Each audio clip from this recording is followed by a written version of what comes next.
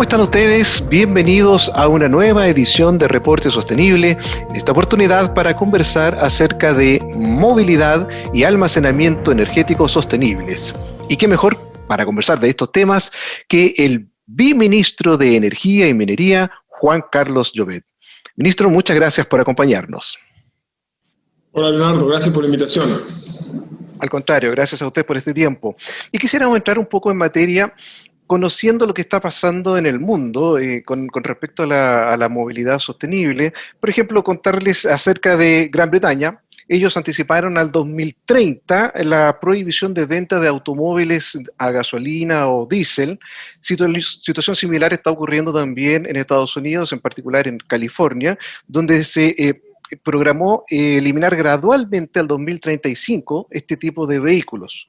Francia está haciendo lo propio, lo anunció para el 2040, y en Japón, hace poquito, nomás, también auspiciado por su primer ministro, una campaña que orientaba también a desincentivar el uso de vehículos que sean solamente a gasolina o diésel al 2035 también, propiciando de alguna forma otros tipos de energía como la eléctrica, ¿verdad? O tal vez híbridos. Y en nuestro país, el 3 de diciembre pasado fue inaugurado el electroterminal fotovoltaico más grande del país, actividad de la que participó junto al presidente de la República, y que cumple un doble objetivo, ¿verdad? Cargar a los buses eléctricos de red y además hacerlo con energía renovable fotovoltaica. Eso nos lleva, ministro, bueno, es parte en realidad de los objetivos de descarbonización que se han planteado para el 2040 en nuestro país. Pero considerando todo lo que está sucediendo en el mundo, ¿usted cree viable de alguna forma poder anticipar un poco ese plazo? Bueno, le agradezco mucho la pregunta. El tema de la electromovilidad es un tema muy importante para nosotros. Nosotros, como usted sabe, nos comprometimos como país a ser carbono neutrales en 2050. ¿Sí? Eso significa que no tener emisiones netas de carbono. Y el sector transporte es muy importante en el cumplimiento de esa meta. El sector transporte es responsable de un 25% más o menos de nuestras emisiones de gases de efecto invernadero. Y además genera, obviamente, en las ciudades efectos negativos por la contaminación, ¿sí? Entonces nosotros tenemos un desafío muy importante de transformar el sector transporte y por eso nos hemos propuesto metas muy ambiciosas. Nos propusimos hace algunos meses que el 100% de nuestro transporte público fuera eléctrico al 2050 y hace poco anticipamos esa meta, la hicimos más ambiciosa y dijimos queremos que el 100% de nuestro transporte público sea eléctrico, digamos, al 2040, ¿sí? Y por eso estamos avanzando aceleradamente, no solamente en modificar la forma en que contratamos los servicios para el transporte público, sino que también en construir la infraestructura que se necesita. Por eso este electroterminal era tan importante. Ahí se van a poder cargar más de 215 buses del sistema red en Santiago, con electricidad además, que el 100% va a ser generada con energías renovables, ¿no es cierto? Porque una cosa es que usemos buses eléctricos en las ciudades, pero si toda la electricidad que usamos se generó con alguna tecnología contaminante, claro, seguimos teniendo un problema. Entonces, 100% renovable, eso va a permitir que el sistema red, casi 800 buses, 776 buses de un total de 6.700 ya van a ser eléctricos. Estamos avanzando muy aceleradamente y también estamos tomando varias medidas para acelerar la adopción de la electromovilidad en el transporte privado. Sí, y básicamente en ese punto, ministro, existen actualmente básicamente tres líneas de combustible, digámoslo, limpio, que podría ser la electromovilidad, el GNL y también el hidrógeno verde. En ese sentido, ¿usted cree que la industria sea capaz de absorber esta oferta, por así decirlo? Y lo pregunto un poco pensando también en que de alguna manera la idea es que bajen los precios para que la gente efectivamente pueda adquirir vehículos que sean menos contaminantes o no contaminantes. Claro, nosotros estamos avanzando en distintas frentes, ¿no? En electromovilidad, o sea, en vehículos con baterías, pero también hay electromovilidad con vehículos eléctricos que funcionan a partir de celdas de hidrógeno, ¿sí? Podemos hablar de hidrógeno después si nos da el tiempo, pero que es un combustible o un vector que obtenemos a partir del agua y energía renovable. Y por lo tanto es muy importante también, hemos avanzado en la incorporación, por ejemplo, del gas natural a los vehículos motorizados, digamos, que también contamina, pero muchísimo menos que el petróleo. Entonces lo que estamos haciendo es que estamos empujando distintas tecnologías que son complementarias. Mucha gente me pregunta, me dice, ministro, ¿qué es lo que vamos a usar? ¿Hidrógeno o baterías, por ejemplo? ¿No? Y son complementarias. Por ejemplo, todos los vehículos de transporte, digamos, privado, es muy probable que sean vehículos con batería, porque nosotros vamos a poder cargar, por ejemplo, los vehículos en la casa, en la noche o durante el día en la oficina. Las baterías en general tienen menos autonomía que los autos, por ejemplo, de hidrógeno. El hidrógeno es un combustible que da mucha autonomía a los vehículos, entonces va a permitir funcionar mejor, sobre todo en transporte de pasajeros y de larga distancia, por ejemplo, ¿no? Los buses de larga distancia, el transporte de carga, los camiones también probablemente van a funcionar hidrógeno, y por eso estamos desarrollando una estrategia nacional de hidrógeno verde que va a permitir la adopción de esta tecnología en los distintos sectores. Y el desafío de transformación que tenemos, Leonardo, en los años que vienen es muy grande, ¿sí? Es muy grande. Nosotros tenemos que repensar la manera en que funciona el sector transporte, y por eso estamos desplegando toda esta batería de medidas. Estamos, por ejemplo, lanzamos ahora en noviembre un proceso en el que vamos a, con recursos fiscales, apoyar la adopción de vehículos eléctricos, por ejemplo, en los taxis, ¿sí? ¿Y por qué en los taxis? Porque los vehículos eléctricos, como usted decía, todavía son más caros que los vehículos a diésel, por ejemplo, ¿sí? Pero son más caros cuando uno los compra en el momento cero, en el momento inicial.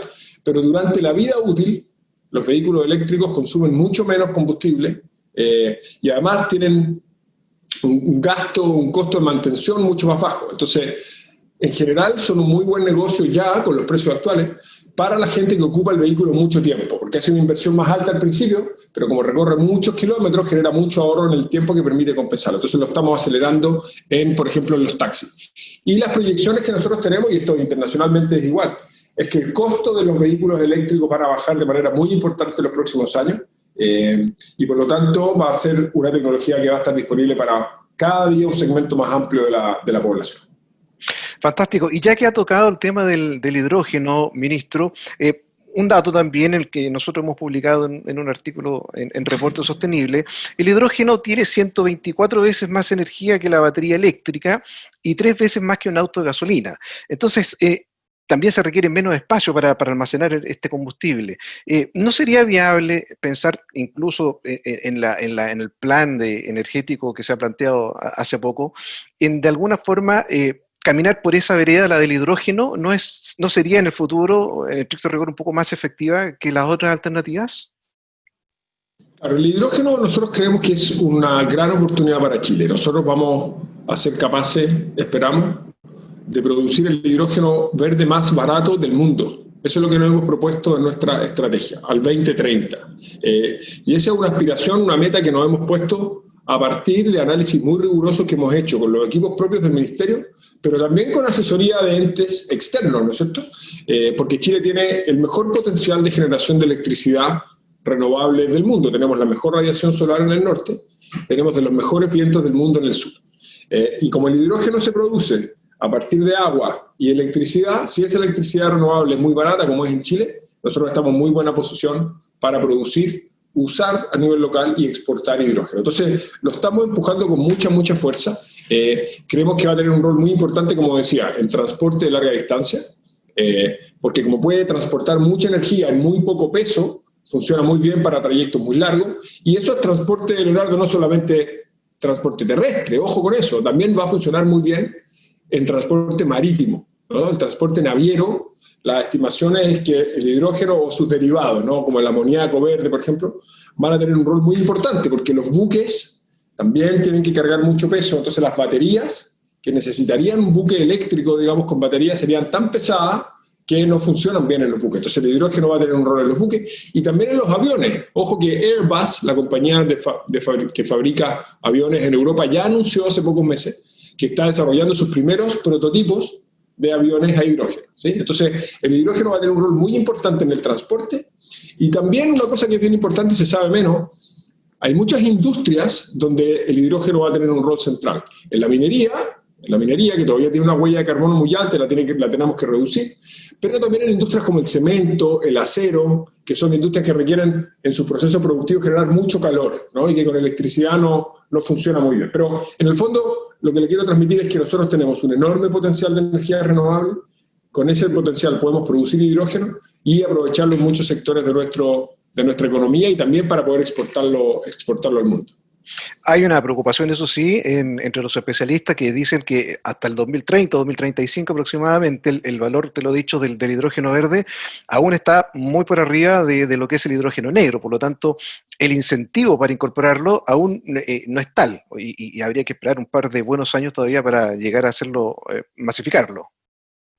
Efectivamente, hoy día el costo de producir hidrógeno verde, que como hemos dicho es a partir de agua y electricidad renovable, es más alto que el costo que tiene producir el hidrógeno, lo que se llama el hidrógeno gris o el hidrógeno negro, que es un hidrógeno que contamina porque se obtiene a partir del gas natural y eso genera CO2, ¿sí? Que es un gas de efecto invernadero, el principal.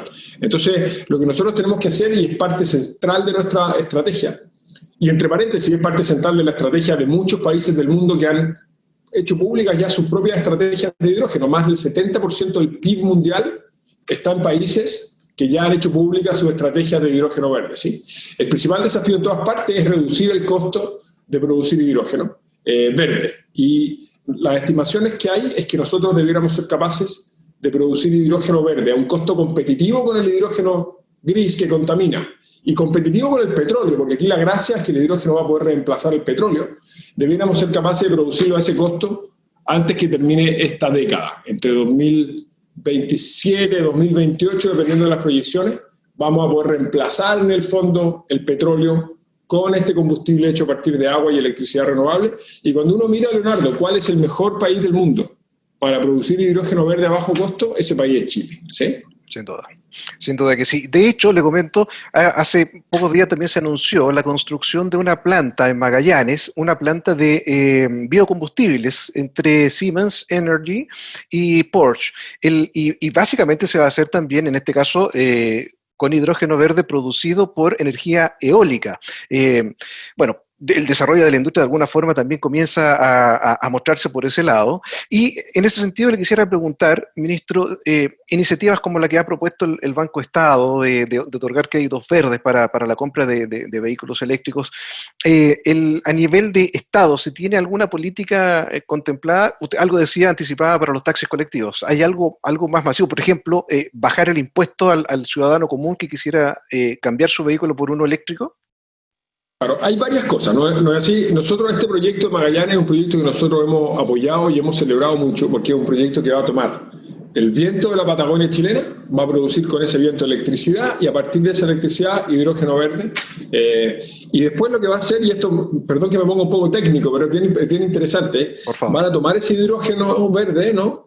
Que es un gas, y van a tomar CO2, dióxido de carbono del aire, que es un gas de efecto invernadero, lo van a retirar de la atmósfera, lo van a sintetizar y van a producir un combustible sintético, imagínenselo, igual que una gasolina, que una benzina. Y eso lo van a, bueno, yo espero que van a dejar una porción en Magallanes, pero lo van a poder exportar a Europa y ese es un combustible que se puede usar como sustituto de la benzina, ¿no? Entonces es importante eso porque nos va a permitir usar vehículos de combustión interna, como los vehículos normales que conocemos, pero cero emisiones, ¿sí? Entonces es una gran noticia.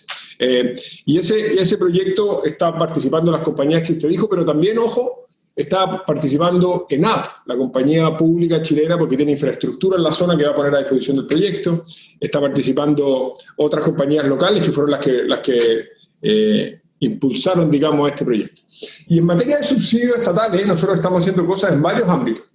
Por ejemplo, nosotros lanzamos hace algún tiempo un programa que se llama Casa Solar. No sé si usted lo vio, Bernardo, pero es un programa que lo que busca es que aportamos un subsidio estatal para que las personas puedan instalar paneles solares en los techos de sus casas. Y la gracia que tiene eso es que los paneles generan electricidad, que la gente puede consumir, pero si los paneles generan electricidad en una hora en que la gente no está en su casa, por ejemplo, o no están consumiendo mucha electricidad, esa electricidad que genera el panel se inyecta a la red y queda como un crédito a favor de las personas, entonces la noche pueden consumir. Yo estuve en Copiapó, donde personas que ya instalaron esto, y hay gente que tenía cuenta de la luz cero, ¿no? Entonces los paneles se pagan en un plazo, dependiendo de la zona, pero unos 5 años más o menos. Y nosotros lo que estamos haciendo es que estamos poniendo un subsidio estatal para ayudarle a las personas a comprar esos paneles, y además trabajamos con Banco Estado para que las personas, porque el subsidio estatal puede ser hasta un 50% del valor de los paneles. La gracia es que la gente pueda poner el otro 50% con un crédito de Banco Estado, que es el crédito verde que usted menciona, que es un crédito Con un a precio 5 especial. años, claro, y con una tasa preferencial, una tasa muy baja. Entonces, la gente con el ahorro que va a generar en la cuenta de la luz va a poder pagar la cuota del crédito de Banco Estado y así en un plazo relativamente corto tener los paneles 100% para ellos. Correcto. Yo le preguntaba un poco más, acotándolo al tema de la movilidad. Sí, en movilidad es muy importante también. Banco Estado también ofrece créditos para vehículos baja emisiones y además nosotros estamos lanzando un programa que vamos a apoyar a 50 para partir, 50 taxis o taxis colectivos para poder cambiarse a vehículos eléctricos. Y lo otro que estamos haciendo que es muy importante como gobierno es que estamos a punto ya de aprobar una ley que se llama la Ley de Eficiencia Energética. Y esa ley tiene un capítulo especial que lo que va a hacer Leonardo es que va a ponerle cuotas a los importadores de vehículos, ¿sí? Porque en Chile los vehículos todos los importamos de afuera. Cuotas que les van a forzar, los van a estimular a que traigan cada día más vehículos eléctricos al país. Y lo que eso debiera generar es que el precio para comprar esos vehículos caiga y que además acelere el desarrollo de toda la infraestructura asociada, los cargadores que hay que instalar, que se genere toda la mano de obra para mantener y reparar esos vehículos. Entonces estamos dándole una aceleración muy importante a la electromovilidad de esa forma también. Por lo tanto, beneficios más bien aplicados a la industria para que ellos de alguna forma bajen sus valores, pero no están considerados impuestos en ese sentido, ¿no?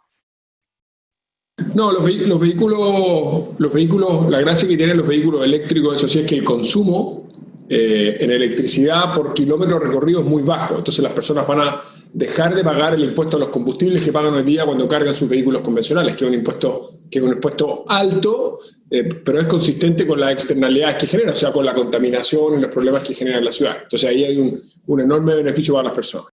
Fantástico. Por último, ministro, quisiera no dejar de preguntar, hace aproximadamente un año, el 14 de enero, se cumple un año justamente de un lo llamaron así, compromiso público-privado para desarrollar acciones y proyectos orientados a difundir y promover la electromovilidad. Es decir, se va a cumplir un año. ¿Cómo evalúa usted esa relación son 52 empresas privadas que sí, participaron de este acuerdo? Sí, nosotros tenemos una evaluación muy positiva, Leonardo. Lo primero es que es importante valorar el compromiso de los actores privados. Nosotros desde el gobierno estamos impulsando la adopción de más electromovilidad en el país. Creemos que es muy importante por las razones que hemos dicho, pero necesitamos el concurso, la cooperación de muchos otros actores. Por eso ese era el objetivo de esta iniciativa. Nosotros desde el año pasado ya hemos logrado incrementar en más de un 80% la instalación de terminales de carga, ¿cierto? Estos cargadores que permiten a las personas cargar sus vehículos eléctricos. Aquí, entre paréntesis, tenemos un problema del huevo y la gallina, porque la gente dice, yo no compro vehículos porque no hay terminales, y las compañías dicen, yo no instalo terminales porque nadie tiene vehículos eléctricos que cargar. Entonces, estamos impulsando con fuerza la instalación de estos cargadores. Ya tenemos cargadores, al menos un cargador en cada región del país, y estamos haciendo cada vez más nutrida la red de carga para que los vehículos tengan la autonomía suficiente para poder recorrer, ojalá, todo el país.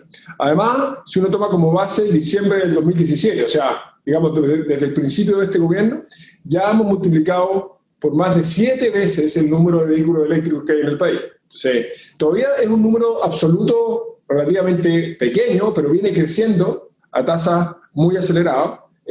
Se han vendido ya este año más de 500 vehículos eléctricos en el país. Todavía digo, son cifras chicas, pero están creciendo a tasa muy acelerada. Y como les decía, estamos avanzando en promover junto con estas instituciones investigación en torno a la electromovilidad y la adopción de vehículos eléctricos. Y como hablamos, estamos desarrollando alternativas de financiamiento para facilitar la compra de vehículos eléctricos. Fantástico.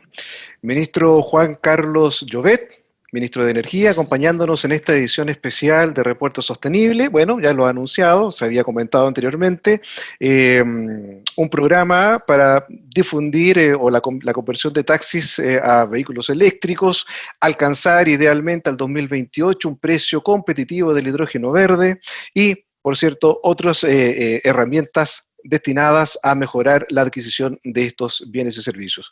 Ministro, queremos agradecerle una vez más por haber participado con nosotros. Bueno, muchas gracias, Leonardo. Un abrazo a todos los que nos están viendo.